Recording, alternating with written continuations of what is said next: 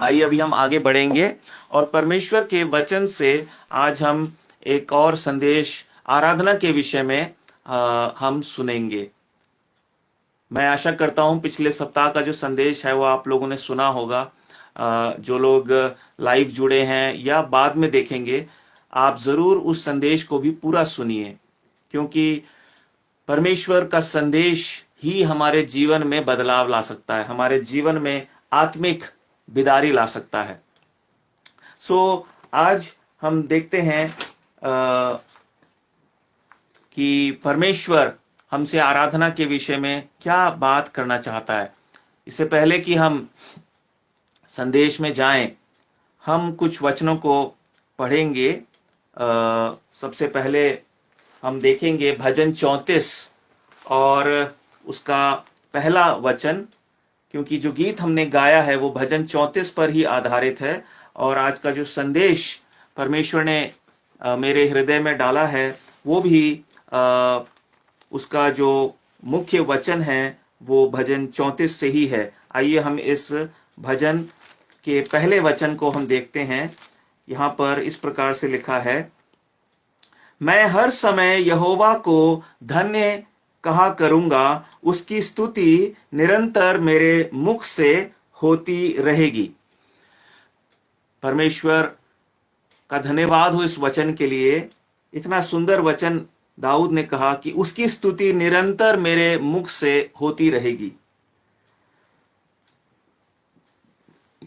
और कहता है कि हर समय यहोवा को धन्य कहा करूंगा।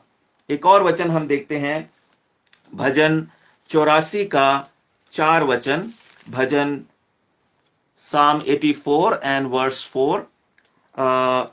यहां पर हम देखेंगे इसके चौथे वचन को, क्या ही धन्य है वे जो निरंतर तेरे भवन में रहते हैं, वे तेरी स्तुति निरंतर करते रहेंगे। माफ कीजिए, क्या ही धन्य है वे जो तेरे भवन में रहते हैं, वे तेरी स्तुति निरंतर करते रहेंगे। एक और वचन लिखते हैं, भजन 104 और उसके हम देखते हैं 33 वचन को। भजन 104 और उसके 33 वचन को भी हम देख लेते हैं। यहां लिखा है, मैं जीवन भर यहोवा का गीत गाता रहूंगा, जब तक मैं बना रहूंगा तब तक अपने परमेश्वर का भजन गाता रहूंगा। मैं जीवन भर यहोवा का गीत गाता रहूंगा। और आखिर में हम एक और वचन देखकर फिर हम आगे बढ़ते हैं और समझने की हम कोशिश करेंगे परमेश्वर हमें क्या बताना चाहता है इन वचनों के द्वारा। भजन 115 और उसका 18 वचन भी हम पढ़ लेते हैं। भजन 115 Psalm 115 एंड वर्स 18 लिखा है, परंतु हम लोग यह को अब से लेकर सर्वदा तक धन्य कहते रहेंगे, यह की स्तुति करो।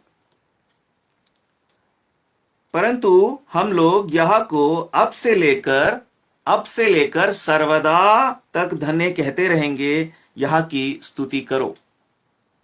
प्रिय भाई और बहनों, प्रिय मित्रों जो हमारे साथ जुड़े हैं, प्रभु यीशु मसीह को भी अपने उद्धारकर्ता के रूप में ग्रहण नहीं किया है, परमेश्वर हमसे एक बात कहना चाहता है कि परमेश्वर की आराधना जो है वो एक कंटिन्यूअस एक्टिविटी है, वो एक लगातार होने वाला कार्यक्रम है जो हमारे जीवन में होना जरूरी है। क्योंकि इसी उद्देश्य से यशाया की पुस्तक में हम पढ़ सकते हैं, उसके 43 अध्याय के 7 वचन में ऐसा लिखा है कि परमेश्वर ने हमें इसी उद्देश्य से बनाया है कि हम उसकी आराधना करें। मैं उस वचन को भी पढ़ देता हूं।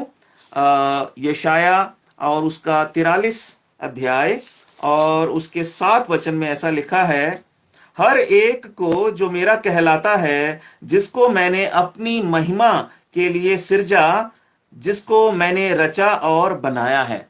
क्या लिखा है? जिसको मैंने अपनी महिमा के लिए सिरजा। परमेश्वर की आराधना मतलब परमेश्वर की महिमा करना।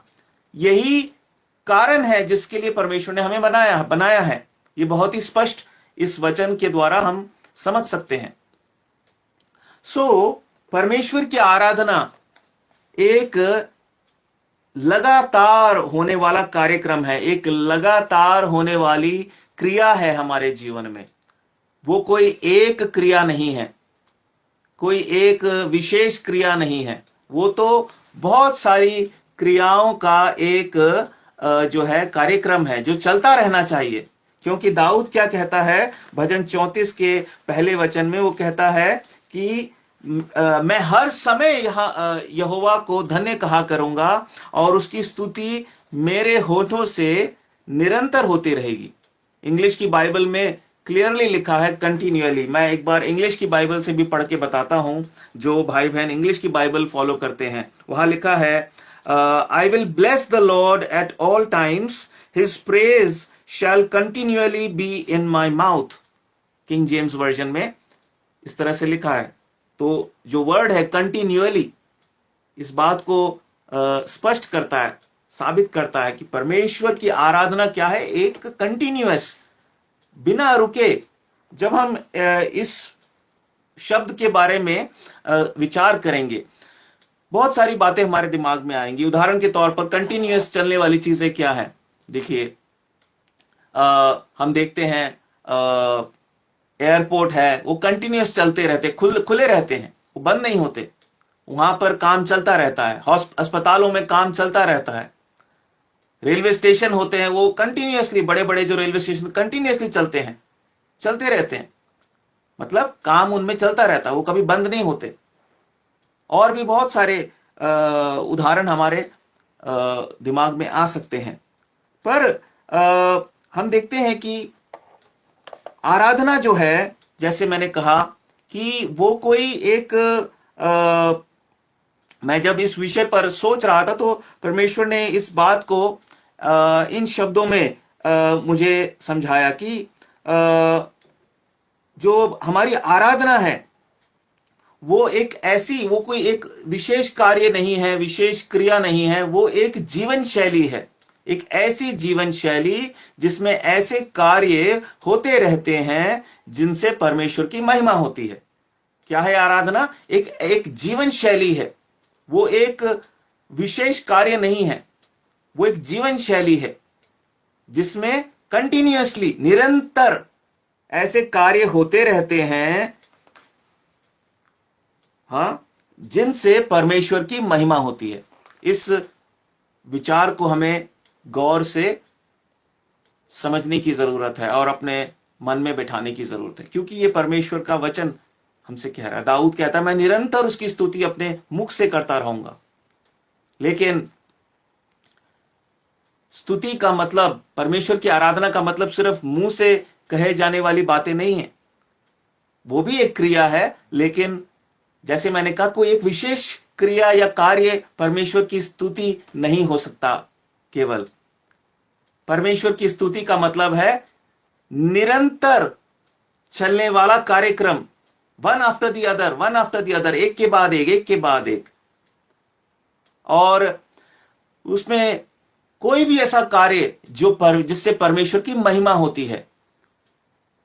परमेश्वर सबसे ज्यादा प्रसन्न होता है उसकी आज्ञा के माने जाने से। परमेश्वर जीवित है, वो हमसे बातचीत करता है, उसका अधिकार है हमें आज्ञा देने का।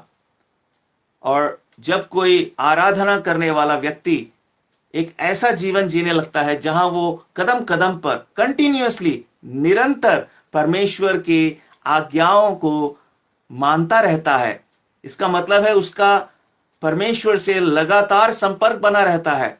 और कैसा संपर्क? जैसा एक दास का अपने स्वामी से होना चाहिए। दास स्वामी को ऑर्डर नहीं देता है, दास स्वामी को नहीं बताता कि क्या करना है, स्वामी से सुनकर स्वामी की इच्छा पूरी करता है। और जब उसे कोई तकलीफ होती है तो वो स्वामी से मदद लेता है। लेकिन दास का काम क्या है? अपने स्वामी को प्रसन्न करना, अपने मालिक को प्रसन्न करना।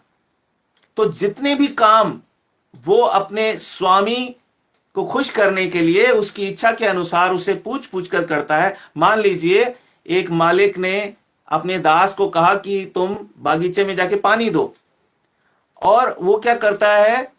वो बाजार चला जाता है उसके लिए पकौड़े खरीद के लाने के लिए, तो मालिक जो है वो खुश नहीं होगा।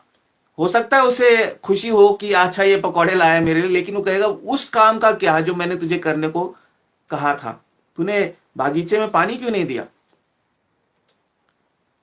हाँ, अगर वो बागीचे में पानी देने के बाद मालिक को वो इतना प्यार करता है और उसने कहा मैं अपने मालिक के लिए मैं जानता हूं उसको पकौड़े खाना अच्छा लगता है, मैं पकौड़े लेकर आऊंगा, वो मालिक को अच्छा लगेगा। लेकिन उसकी आज्ञा तोड़कर अगर वो कुछ और काम करता भी है उसकी खुशी के लिए, वो उसको नहीं भाएगा।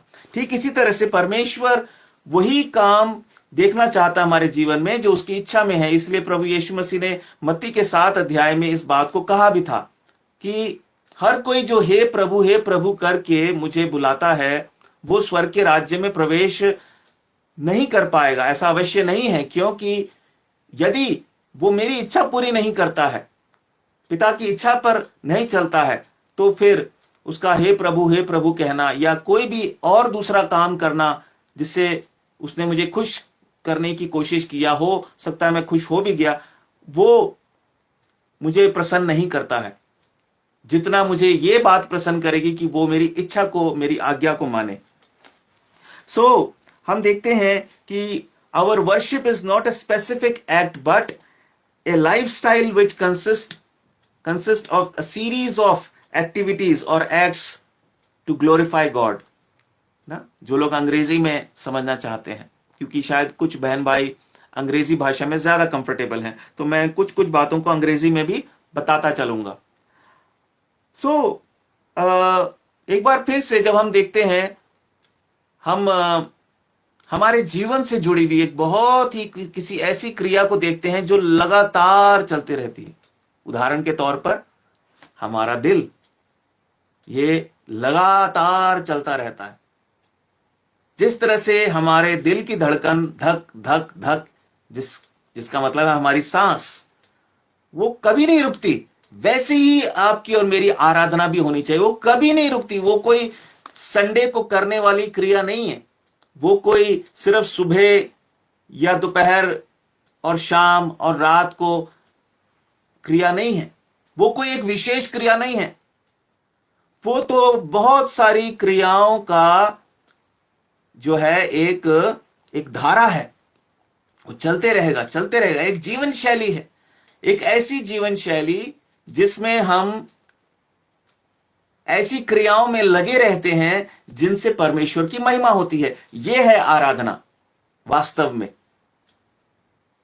यदि हम परमेश्वर के वचन के अनुसार देखें। इसलिए दाऊद कहता है मैं हर समय और निरंतर, और भी दूसरे जो हमने वचन पढ़े हम देखते हैं, भजन 84 के 4 में लिखा है, फिर से वो कहता है मैं यहोवा के भवन में जाकर निरंतर उसकी स्तुति मेरे द्वारा होती रहेगी। देखिए उस वचन को एक बार मैं फिर से पढ़ देता हूं, भजन 84 के 4 को।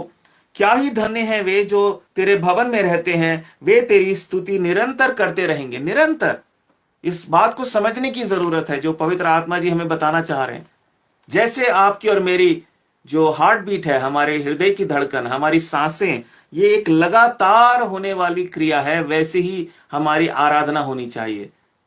सिर्फ मुंह से नहीं, सिर्फ किसी एक विशेष कार्य से नहीं। कुछ लोग सोचते हैं दान देने से वो परमेश्वर की आराधना करते हैं, इसमें कोई दो राय नहीं। लेकिन बाकी के कामों का क्या? क्या आपने दूसरों से प्रेम करना सीखा? क्या आपने दूसरों पर दया करना सीखा? क्या आपने दूसरों की आलोचना करना बंद किया? क्या आपने अपने अंदर की कठोरता को त्याग दिया?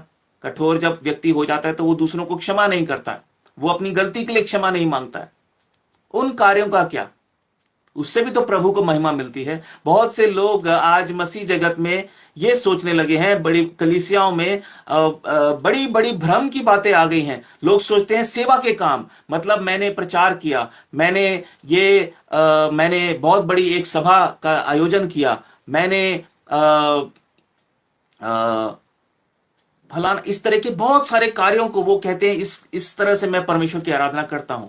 ये तो बिल्कुल सही बात है, पर बाकी के कार्यों का क्या? तो आराधना किसी एक कार्य से नहीं होती है। आराधना का मतलब कोई एक स्पेसिफिक एक्टिविटी, एक स्पेसिफिक एक्ट नहीं है, कोई विशेष कार्य नहीं है, कुछ विशेष कार्य नहीं है। वो तो क्या है, एक जीवन शैली है, एक लाइफस्टाइल है with multiple activities which bring glory to God.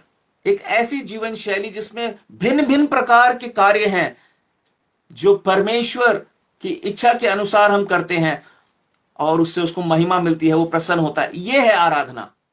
और हम देखते हैं एक और उदाहरण जो हमारे जीवन में हम देखते हैं, जो लगातार चलने वाला कार्य है ना, लगातार चलते रहता है। एक तो मैंने बताया, हर एक कोई इस बात को मानेगा, हमारी सांस हर समय चलते रहती है।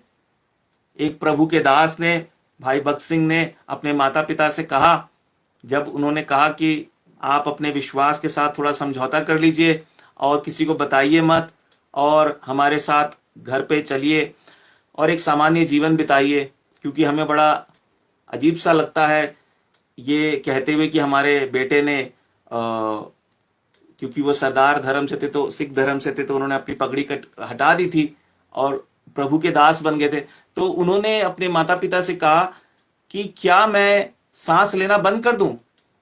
और मैं कहता हूं एक बहुत ही उत्तम उदाहरण है एक आराधक का।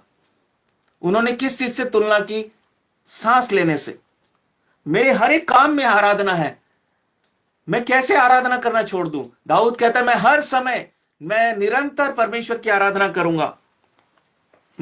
और हम देखते हैं भजन 104 में हमने पढ़ा, भजन 104 में हमने इस बात को फिर से देखा। वहां ऐसा लिखा है कि मैं जीवन भर यहोवा का गीत गाता रहूंगा, जब तक मैं बना रहूंगा तब तक अपने परमेश्वर का भजन गाता रहूंगा। और भजन 115 और उसके 18 वचन में भी हमने देखा, परंतु हम लोग यहाँ को अब से लेकर सर्वदा तक धन्य कहते रहेंगे, यहाँ की स्तुति करो। इस पर हमें गौर करने की जरूरत है। सर्वदा का अब कई लोग कहेंगे हम पिछले कई सालों से लगातार हर संडे को हम आराधना करते हैं, हर सुबह को हम आराधना करते, परिवार वालों के साथ मिलकर धन्यवाद देते हैं हर थोड़ी थोड़ी देर बाद। ये तो सही बात है, लेकिन परमेश्वर का आत्मा हमें इससे आगे ले जाना चाहता है। क्या जितनी लगातार हमारी सांस चलती है उतनी लगातार हमारी आराधना है, ना केवल हमारे शब्दों से, हमारे कार्यों से, हमारे स्वभाव से, हमारे व्यवहार से। जब हम उस स्तर पे हम पहुंच जाते हैं या इस बात को समझ भी लेते हैं और फिर इसका अनुकरण करना शुरू कर देते हैं, तब हम वास्तव में परमेश्वर की आराधना का अर्थ समझ गए, और तब वास्तव में हमारे जीवन से परमेश्वर की आराधना होनी शुरू हो जाती है। परमेश्वर आज हमें ये बात बताना चाहता है। और हम देखते हैं एक और चीज जो लगातार हमारे शरीर में हमारे जीवन में चलते रहती है, वो क्या है? वो है हमारे विचार। देखिए, आदमी का मन जो है वो रुकता नहीं है ना। वो एक ऐसी चीज है, एक तो हमारी सांस रुकती नहीं है, दूसरे हमारे विचार नहीं रुकते। हम जब सो भी रहे होते हैं तो कुछ ना कुछ चल रहा होता है हमारे दिमाग में। अगर आपका दिन, मान लीजिए किसी से झगड़ा हुआ है, कोई बात हुई है, आपको स्वप्न भी वैसे ही आएंगे। आमतौर पर ऐसा होता है।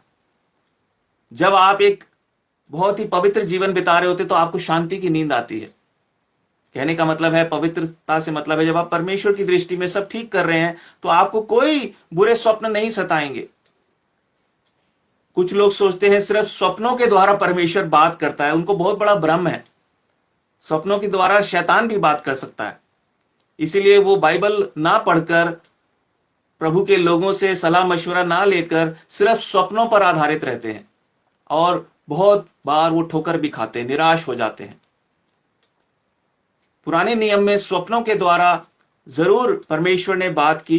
प्रभु यीशु मसीह के जन्म के समय भी स्वप्नों के द्वारा यूसुफ से, जो प्रभु यीशु मसीह के एक प्रकार से पिता थे, हालांकि प्रभु यीशु मसीह उनके बीच से नहीं आए, उनके द्वारा वो नहीं पैदा हुए, वो तो पवित्र आत्मा की सामर्थ्य से पैदा हुए। लेकिन परमेश्वर के स्वर्गदूत ने यूसुफ से बात की दर्शन के द्वारा स्वप्न में, लेकिन उसका एक कारण था, क्योंकि उस समय पूरा जो संपूर्ण पवित्र शास्त्र लिखित रूप में जैसे ये बाइबल है आज हमारे पास नहीं था।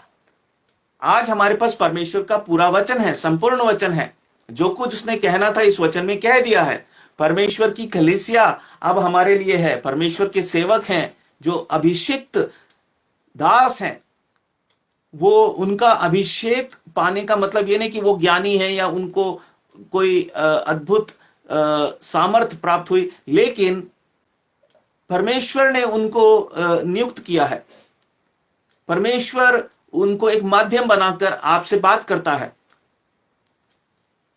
और ये एक बड़े रहस्य की बात है, भेद की बात है।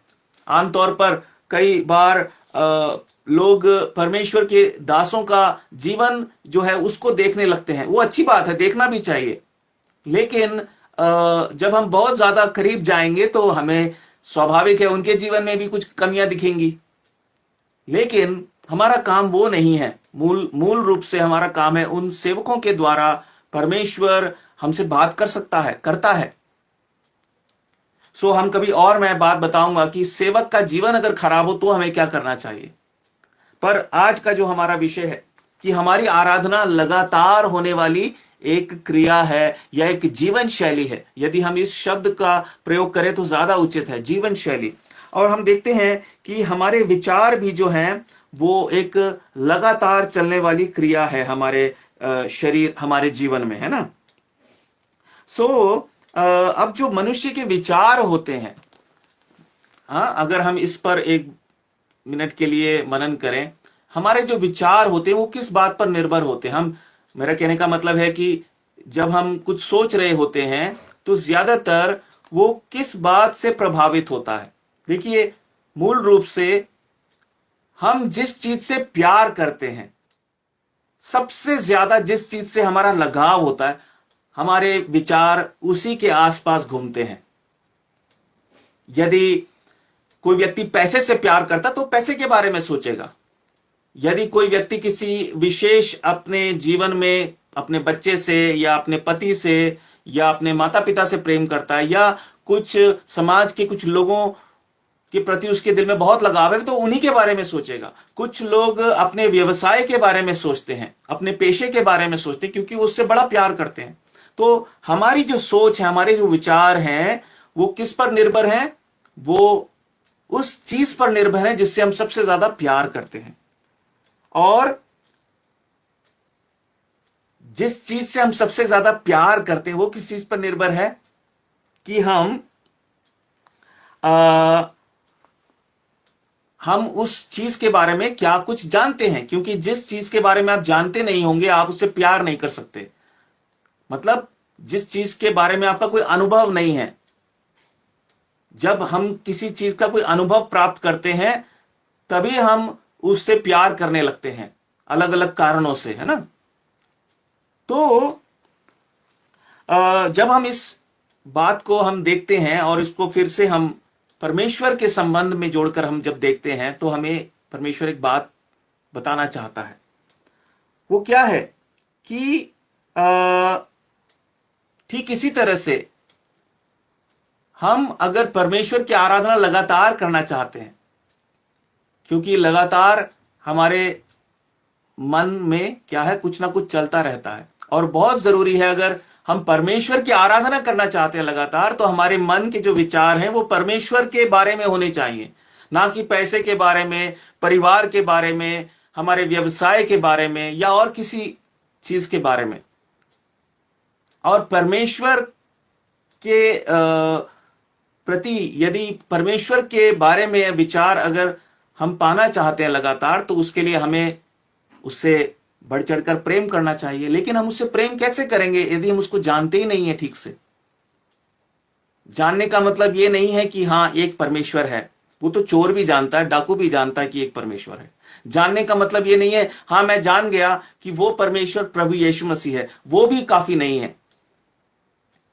जानने का मतलब ये नहीं कि हाँ नहीं मैं जानता हूं प्रभु यीशु मसीह है, प्रभु यीशु मसीह ने ये आज्ञा दी है, ये उसकी शिक्षा है, ये भी काफी नहीं है। जानने का मतलब है बिल्कुल एक मन हो जाना परमेश्वर के साथ, बिल्कुल एक मन हो जाना। जैसे हमारी सांस अगर हमसे अलग हो जाए तो हम मर जाएंगे, तो प्रभु से हमेशा जुड़े रहना, उसको और खोजना। प्रभु ने इसीलिए कहा मेरे राज्य और धार्मिकता की खोज करो। मसीह जीवन, विश्वासी का जीवन, परमेश्वर चाहता हर एक मनुष्य का जीवन एक खोजी का जीवन हो। परमेश्वर को खोजो। हमने शायद पिछले दिनों में शायद ये वचन मैंने बांटा होगा, भजन 104 105 में, भजन 105 के और उसके चौथे वचन में लिखा है, यहोवा और उसकी सामर्थ को खोजो, उसके दर्शन के लगातार खोजी बने रहो। हमारा जीवन एक खोजी का जीवन होना चाहिए, क्योंकि परमेश्वर इतना महान, इतना विशाल है, जिसने इतनी बड़ी सृष्टि को बनाया। सोचिए, वो परमेश्वर शारीरिक आकार की बात नहीं कर रहा, उसका व्यक्तित्व, उसका चरित्र, वो इतनी महान चीज है कि रोज अगर हम खोजेंगे तो हम रोज माला माल होंगे, पर वो खजाना कभी खत्म नहीं होगा। हमें रोज खोजने का अवसर मिला है परमेश्वर को। और इसीलिए जैसे हमारे विचार लगातार चलते, हमारी सांस लगातार चलती रहती है, हमारे विचार लगातार चलते रहते हैं, हमें क्या करना है? हमारे उन विचारों को परमेश्वर के प्रति लगाना है। वो कैसे होगा? जब हम उससे प्यार करेंगे। प्यार कब करेंगे? जब हम उसके बारे में जानेंगे। देखिए, इसीलिए पौलुस इस बात को कहता है इफिसियों 3 अध्याय में, और उसके 17 से 18 वचन को मैं पढ़ना चाहता हूं। इफिसियों 3 अध्याय 17 से बल्कि 19 वचन तक। और विश्वास के द्वारा मसीह तुम्हारे हृदय में बसे कि तुम प्रेम में जड़ पकड़कर और नींव डालकर सब पवित्र लोगों के साथ भली भांति समझने की शक्ति पाओ कि उसकी चौड़ाई और लंबाई और ऊंचाई और गहराई कितनी है, और मसीह के उस प्रेम को जान सको जो ज्ञान से परे है, कि तुम परमेश्वर की सारी भरपूरी तक परिपूर्ण हो जाओ। देखिए, यहां पर पौलुस बड़े स्पष्ट शब्दों में कहता है कि हमें परमेश्वर के प्रेम में जड़ पकड़ना है। उसकी गहराई, उसकी ऊंचाई, लंबाई, चौड़ाई को हमें समझना है, और इस बात को जानना है कि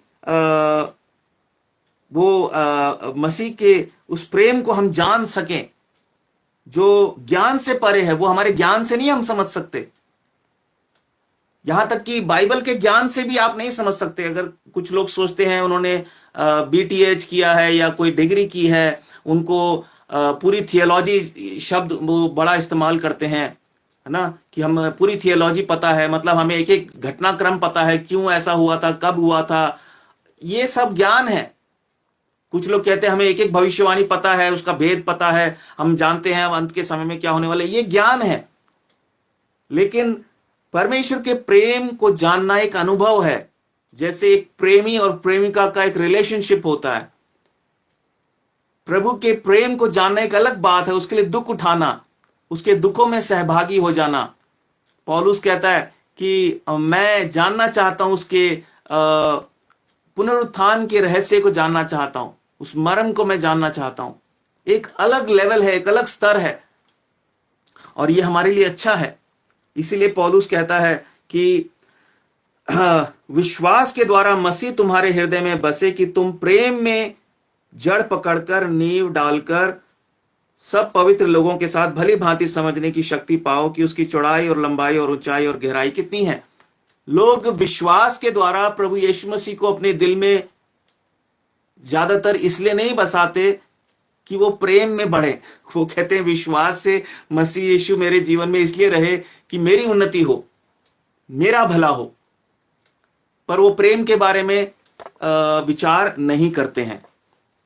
पर परमेश्वर हमें बता रहा है, यदि, क्योंकि प्रभु यीशु मसीह ने कहा, मत्ती 22 अध्याय के हम देख सकते हैं, बाद में आप पढ़ लीजिए, मत्ती 22 अध्याय में उसके 37 और 38 वचन में प्रभु ने कहा, सबसे महान, द ग्रेटेस्ट कमांडमेंट, सबसे महान आज्ञा तो यही है कि तू अपने पिता परमेश्वर से सारे मन, सारे प्राण, बुद्धि, शक्ति से प्रेम कर, और दूसरी आज्ञा इसी के प्रकार यह है कि तू अपने पड़ोसी से अपने समान प्रेम कर।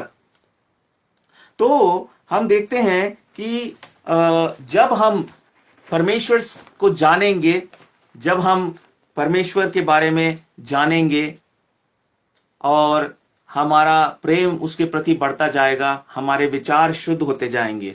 जब हमारे विचार शुद्ध होते जाएंगे, हमारा स्वभाव बदलता जाएगा। फिलिपियों 2 अध्याय के 5 वचन में लिखा है, तुम्हारा स्वभाव मसीह यीशु के जैसा हो। रोमियो 12 अध्याय के 2 वचन में लिखा कि तुम्हारे मन के नए हो जाने से तुम परमेश्वर की भली भावती और सिद्ध इच्छा को जानो। तो जब हमारा विचार, जो हम सोचते हैं, वो शुद्ध हो जाएंगे, जब विचार शुद्ध हो जाएंगे तो क्या होगा, हमारा व्यवहार शुद्ध हो जाएगा, स्वभाव शुद्ध हो जाएगा, हमारा बातचीत करने का तरीका, हमारा अलग अलग परिस्थितियों में रिएक्ट करने का तरीका, अलग अलग परिस्थितियों में हमारा जो हमारा चाल चलन है वो बदलता जाएगा। और क्या होगा उसके बाद, वो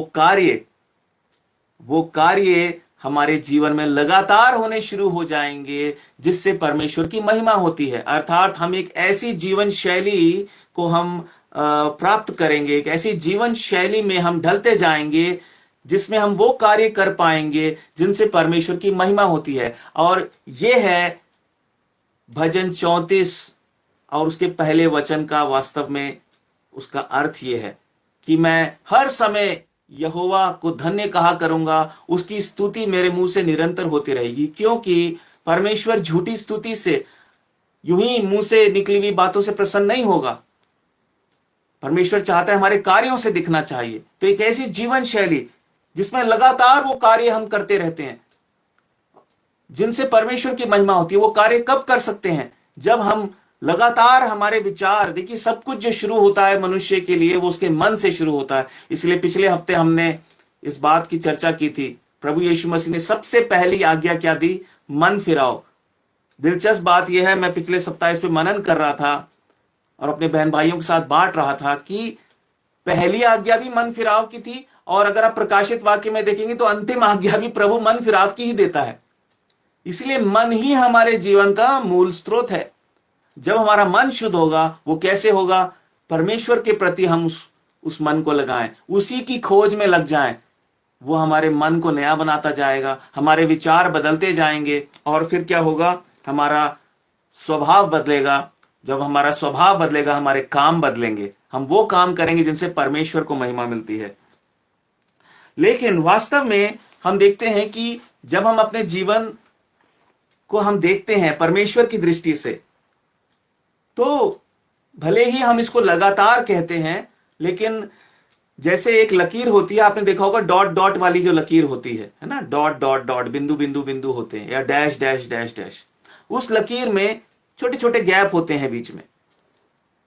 और वास्तव में एक मनुष्य का जीवन, भले ही वो लगातार परमेश्वर की स्तुति करता है, इस प्रकार से उसकी जीवन शैली है, लेकिन तब भी कुछ गैप होते हैं।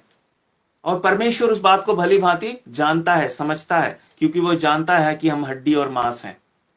लेकिन शर्त यह है कि एक लाइन ऐसी लगातार होनी चाहिए। ऐसी लाइन नहीं होनी चाहिए कि वो बस थोड़ी दूर तक गई फिर मिट गई, या इतने बड़े बड़े गैप नहीं होने चाहिए कि पता चला गैप इतना बड़ा है फिर इतनी सी लकीर, फिर गैप इतना बड़ा फिर इतनी सी लकीर। कुछ लोगों की जीवन ऐसी लकीर होती है, तो कुछ लोगों की अधूरी लकीर होती है, कुछ लोगों की टेढ़ी मेढ़ी लकीर होती है, पर कुछ लोगों की एक सुंदर सी डॉटेड लकीर होती है, उसमें लकीर ज्यादा होती है, फिर कहीं गैप आता है। गैप क्यों आता है? क्योंकि हर एक मनुष्य कहीं ना कहीं निर्बल है, वो शरीर में भी जी रहा है। मैं ये बात क्यों कह रहा हूं? क्योंकि कुछ लोग आत्मा की बजाय बुद्धि से समझते हैं, फिर वो तर्क वितर्क करना शुरू कर देंगे कि कंटिन्यूअसली तो हो ही नहीं सकता। कंटिन्यूअसली तो कैसे हो सकता है? कंटिन्यूअसली हो सकता है। यदि हमारे जीवन में हम गिर भी जाते हैं, हमसे कुछ गलतियां भी होती है, तब भी हम निरंतर उसकी स्तुति कर सकते हैं। कुछ लोग जब पाप में गिरते हैं तो उन्हें पश्चाताप करना बहुत मुश्किल लगता है। जब हम पश्चाताप करते हैं उस समय भी हम परमेश्वर की महिमा करते हैं, क्योंकि हमने शैतान को महिमा देने से ज्यादा परमेश्वर को महिमा देना भला समझा, हमने अपनी गलती को स्वीकार कर लिया। परमेश्वर का वचन कहता है जब एक पापी मन फिर आता है तो स्वर्ग में आनंद मनाया जाता है, लूका के 15 अध्याय में। इसलिए प्रिय भाई और बहनों, हमारी जो स्तुति है, हमारी आराधना निरंतर होनी चाहिए। शायद यह भी एक कारण है कि क्यों प्रभु ने हमें ये मध्य साप्ताहिक, जिसको मैंने मध्य साप्ताहिक आराधना सभा कहा है, और मैंने उद्देश्य बताया। आज हम एक ऐसे समय में हैं, हम नहीं जानते कब कोई फिर से महामारी आ जाए, लॉकडाउन आ जाए। इसलिए बहुत जरूरी है, मेरी तो ये प्रार्थना है, और भी लोग अधिक से अधिक इस प्रकार के जो है सभाएं करें। हमें लगातार संगति में बने रहना है, लगातार उसकी आराधना करने के बारे में सीखना है। परमेश्वर ने चाहा तो अगले हफ्ते हम देखेंगे कि वो कौन से कार्य हैं जो लगातार हमारे जीवन में होना जरूरी है। जैसे मैंने कहा, कोई विशेष कार्य ही परमेश्वर की आराधना की परिभाषा नहीं हो सकता, लेकिन फिर भी कुछ ऐसे कार्य हमारे जीवन में होने चाहिए जो निरंतर होते रहने चाहिए। और इसके अलावा जो भी काम, जो भी परमेश्वर हमारे जीवन में चाहता है, जब हम उस कार्य को करते हैं तो हम कह सकते हैं मैं निरंतर उसकी आराधना करता हूं, हर समय, जीवन भर, हाँ, और सदा सर्वदा। जैसे हमने शुरुआत में कुछ वचनों में पढ़ा। अंत में हम दो उदाहरणों को देख लेते हैं इससे पहले कि हम समाप्त करें। दो ऐसे लोग जिनके जीवन में ये पाया गया। एक तो हमने देख ही लिया है, जो दाऊद का जीवन है। हम एक वचन को पढ़ते हैं, पहला शमूएल और उसका पहला शमूएल और उसका 13 अध्याय और उसका 13 ही वचन। वहां लिखा है, शमूएल ने शाऊल से कहा, पहला शमूएल 13 अध्याय और उसका 13 वचन। शमूएल ने शाऊल से कहा, तूने मूर्खता का काम किया है। तूने अपने परमेश्वर यहोवा की आज्ञा को नहीं माना, नहीं तो यहोवा तेरा राज्य इस्राएलियों के ऊपर सदा स्थिर रखता। परंतु अब तेरा राज्य बना ना रहेगा। यहोवा ने अपने लिए एक ऐसे पुरुष को ढूंढ लिया है जो उसके मन के अनुसार है, और यहोवा ने उसी को अपनी प्रजा पर प्रधान होने को ठहराया है, क्योंकि तूने यहोवा की आज्ञा को नहीं माना। सो हम सब इस वचन को जानते हैं। और दाऊद के विषय में परमेश्वर ने क्या कहा, वो मेरे हृदय के अनुसार है। एक ऐसा व्यक्ति, उसके विचार मेरे ही बारे में होते हैं, वो ज्यादातर मेरे ही बारे में सोचता है। याद रखिए, दाऊद के जीवन को भी अगर हम परमेश्वर के दूरबीन से देखेंगे या परमेश्वर की दृष्टि से देखेंगे तो उसमें डॉटेड लाइन है। कई बार वो चूका भी, लेकिन निरंतर फिर भी वो परमेश्वर की आराधना करने वाला था। उसे मालूम था परमेश्वर की आराधना क्या होती है। पवित्र आत्मा ने उसको ये बात दिखाई, समझाई। कई लोग दुर्भाग्य से पवित्र आत्मा जी की अगुवाई में आराधना नहीं करते, वो अपनी समझ से करते हैं। मनुष्यों को के नियमों के सिखाए अनुसार वो आराधना करते हैं। वो कहते हैं संडे को हम जाकर जोर से आराधना करते हैं, हम प्रभु की आराधना निरंतर करते हैं। वो कहते हैं हमने दान दिया है, हम प्रभु की आराधना निरंतर करते हैं। हम तो हफ्ते में 3 बार हम मीटिंग्स में जुड़ते हैं, सभाओं में जुड़ते हैं। हर शाम को हमारी जूम मीटिंग होती है, हम उसमें जुड़ते हैं। हम ये करते हैं, वो करते हैं। ये भी लगातार आराधना नहीं है। क्या आप परमेश्वर के हृदय के अनुसार हैं? तब आप कह सकते हैं। यदि परमेश्वर आपके विषय में गवाही दे, यदि कोई मनुष्य कहे मुझे लगता है ये भाई या बहन ये परमेश्वर के हृदय के अनुसार है, सच्ची गवाही, चापलूसी करने वालों की बात नहीं कर रहा मैं, है ना। फिर हम एक और उदाहरण देखते हैं और फिर समाप्त करेंगे। अय्यूब का पहला अध्याय और उसका हम 6 से लेकर 8 वचन तक को मैं पढ़ूंगा। एक दिन यहोवा परमेश्वर के पुत्र उसके सामने उपस्थित हुए, अर्थात स्वर्गदूत, और उनके बीच शैतान भी आया। शैतान वो भी एक स्वर्गदूत है, गिरा हुआ स्वर्गदूत है ना। कुछ लोग इस बात को नहीं जानते हैं, पर बाइबल कहती है शैतान जो परमेश्वर का विरोधी है और मनुष्यों का सबसे बड़ा दुश्मन है, जिसकी वजह से इस धरती पर पाप आया, जिसकी वजह से आज हम दुख भोग रहे हैं, जो हमारा सबसे बड़ा शत्रु है, वो एक स्वर्गदूत था, आज भी है, लेकिन गिरा हुआ स्वर्गदूत। और यहां पे लिखा है एक दिन यहोवा परमेश्वर के पुत्र उसके सामने उपस्थित हुए और उनके बीच शैतान भी आया। यहोवा ने शैतान से पूछा, तू कहां से आता है? शैतान ने यहोवा को उत्तर दिया, पृथ्वी पर इधर उधर घूमते फिरते और डोलते डालते आया हूं। कभी आपके घर, कभी उसके घर, कभी इसके घर, कभी मेरे मन में, कभी उसके मन में, कभी इसके मन में। दुनिया भर में शैतान घूमता है। उसकी बहुत लंबी चौड़ी फौज है, दुष्ट आत्माएं हैं। उन्हीं के द्वारा संसार में ये पाप का व्यवसाय चलता है। पर धन्य हैं वो जिन्होंने अपने हृदय को प्रभु यीशु को दिया और उसी पे लगाया हुआ है। शैतान उनके जीवन में कार्य नहीं कर सकता। वो जाता तो है पर मायूस होकर लौट आता है। क्या आपका घर प्रभु यीशु मसीह के द्वारा सुरक्षित है? क्या आपके घर में प्रभु यीशु मसीह है? दिल के घर में, चाहे आप विश्वासी हो चाहे आप ना हो, क्योंकि शैतान इधर उधर घूमता है और वो हमारे घर को बर्बाद करता है। हमें पता भी नहीं चलता।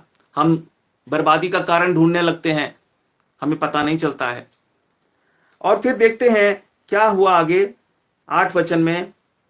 यहोवा ने शैतान से पूछा, क्या तूने मेरे दास आयूब पर ध्यान दिया है? क्योंकि उसके तुल्य खरा और सीधा और मेरा भय मानने वाला और बुराई से दूर रहने वाला मनुष्य और कोई नहीं है। यह है निरंतर आराधना करने वालों की पहचान। आप हर संडे मुंह खोल के आराधना करते हो, प्रभु भोज में भाग लेते हो, अच्छी बात है। ये भी अच्छी बात है कि आप आराधना करते हो, सुबह शाम आराधना करते हो मुंह खोलकर। आप सड़कों पे प्रचार करते हैं, बड़ी बड़ी सभाओं में जाके प्रचार करते हैं, बड़े बड़े दान पुण्य करते हैं। सारी बातें अच्छी हैं। आप सुबह शाम बाइबल पढ़ते हैं, अच्छी हैं और जरूरी हैं। लेकिन क्या परमेश्वर आपके विषय में, मेरे विषय में यह गवाही दे सकता है कि मैंने इस व्यक्ति के तुल्य खरा और सीधा और मेरा भय मानने वाला, बुराई से दूर रहने वाला मनुष्य नहीं देखा? प्रभु यीशु मसीह इसलिए आया कि हम भी आयूब की तरह गवाही अपने जीवन में पाएं। यह संभव है। जब हम प्रभु के साथ एक मन हो जाएंगे तो प्रभु भी हमें ऐसा ही व्यक्ति बना देगा, दाऊद की तरह बना देगा, अय्यूब की तरह बना देगा, खरा, सीधा, मेरा भय मानने वाला और बुराई से दूर रहने वाला। आज जब विश्वासियों के जीवन को हम देखते हैं, हम देखते हैं कि ऐसी गवाहियां देखने को नहीं मिलती। ये मैं इसलिए नहीं कह रहा हूं कि किसी की आलोचना करने के लिए, लेकिन दुख से, क्योंकि जब ऐसी गवाहियां हमारे चारों तरफ होती हैं तो हम उससे प्रोत्साहन पाते हैं। पर क्या ये कह के हमारी जिम्मेदारी खत्म हो जाती है? क्या हम निर्दोष ठहर जाते हैं? क्या मैं निर्दोष ठहर सकता हूं? नहीं। अगर कोई नहीं भी है तो प्रभु यीशु मसीह तो है। हमें प्रभु को देखना है, हमें प्रभु को देखना है और प्रार्थना करनी है, प्रभु आप अपने लोगों के बीच में अय्यूब जैसे लोगों को खड़ा करें, दाऊद जैसे लोगों को खड़ा करें। और सबसे पहली शुरुआत हमें खुद करनी है, क्योंकि मसीह जीवन का सिद्धांत है कि हम अपने से शुरुआत करें। और इसीलिए ये कहते हुए हम अंत में आएंगे कि परमेश्वर चाहता है कि हमारी आराधना निरंतर हो। कोई एक विशेष क्रिया से हम आराधना को जो है समझाने की कोशिश ना करें, आराधना को पूर्ण करने की या आराधना करने की बात ना कहें कि आज मैंने आराधना की। ऐसा कहकर हम परमेश्वर का अपमान करते हैं, ऐसा कहकर हम परमेश्वर की आराधना को तुच्छ ठहराते हैं।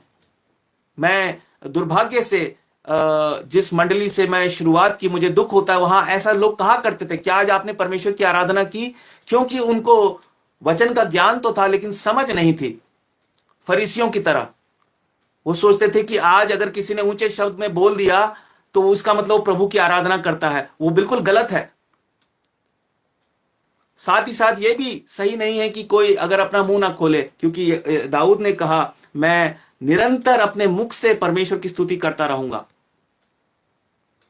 तो वो लोग दर्शन के भयंकर अभाव में हैं, पर वो बातें करते हैं दर्शन दर्शन दर्शन, पर उनको दर्शन नहीं है। यीशु दर्शन चैनल पर इस माध्यम से परमेश्वर का मैं धन्यवाद करता हूं कि हम परमेश्वर के दर्शन को बांटते हैं, मनुष्य के ज्ञान को नहीं बांटते। क्योंकि हम मनुष्य को देखकर नहीं चलते, परमेश्वर को देख के चलते हैं। हम किसी संस्था को देख के नहीं चलते, हम किसी मनुष्य को देख के नहीं चलते।